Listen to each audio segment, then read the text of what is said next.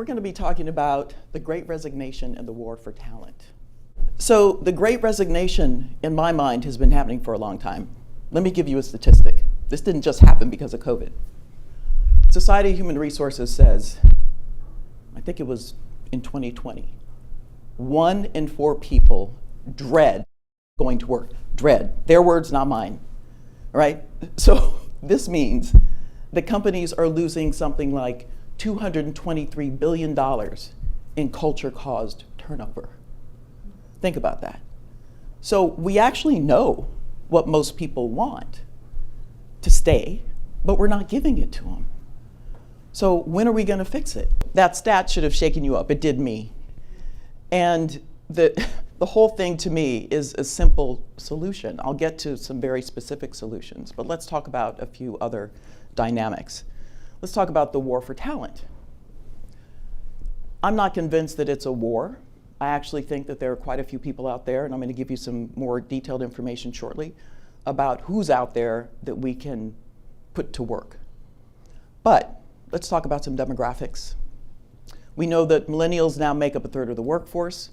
We know that from 2010 to 2020, the US population grew because of people of color. Those populations make up 40% of the US population today. Did you know that?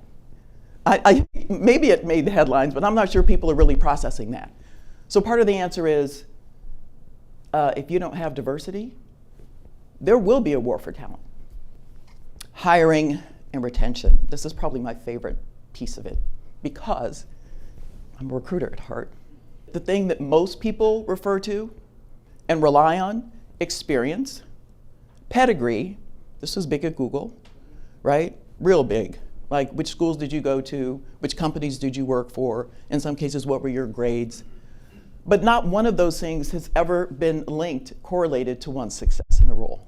What do I rely on? Competencies. That's the closest thing to capabilities. When it comes to diversity, I got beef. I'm kind of tired of talking about it.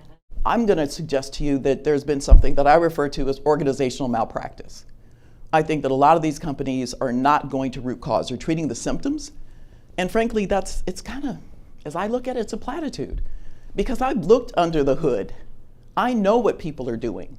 I know how they're hiring. And it's not ever going to work. And you can't recruit your way out of this discussion because you're not going to increase your representation if you're only moving around the same people. Leaders are both the ailment and the remedy in this whole this discussion on talent and leadership. They are. I haven't talked a lot about culture, but as far as I'm concerned, leaders are the ones who dictate the culture of an organization. Their behavior is modeled, emulated, rightly or wrongly. They're the ones who are setting the tone, the culture in the organization. And I want leaders to become more conscious. What do I mean by that? Well, true confessions. I am someone who is into consciousness in a metaphysical way. I meditate every day. I'm into it. But all I'm asking for, let's just start with self-awareness. Do you know who you are as a leader?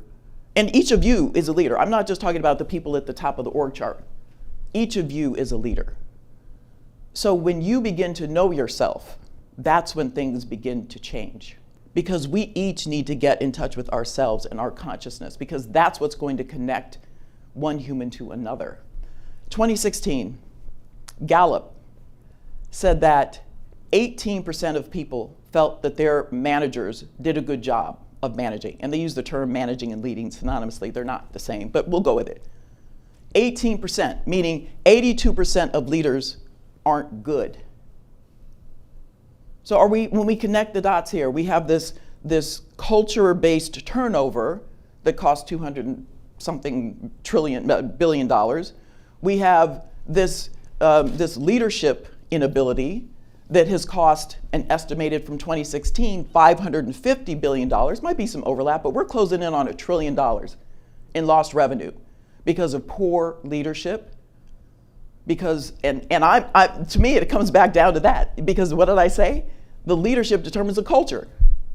So we're not doing right by the people in our organizations. We're not honoring the systems.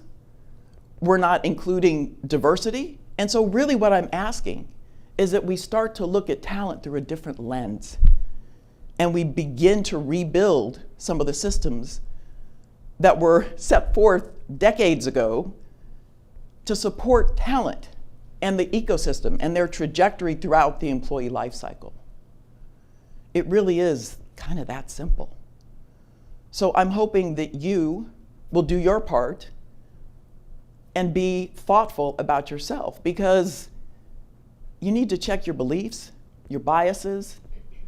We got people working who are not always healthy, and they're making decisions about other people.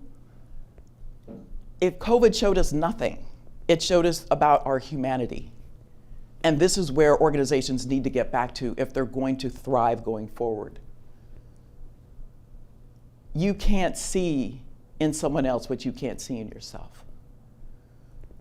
So that's what I'm asking. I have every confidence that we together are going to be able to change the trajectory of how talent is managed. The Great Resignation, we should have seen it coming. There's no need for alarm. There really isn't. Although I saw a number today driving over here that says that 4 million people resigned. But it's okay, it's okay. There are more people out there. There are more people out there. I'm gonna throw out one more thing that I failed to mention that I think is really, really important. And that is, it's a Harvard Business Review article written by John Fuller. It's a Harvard Business School professor, an article, paper. He says that there are 27 million people who are known as hidden workers, untapped talent.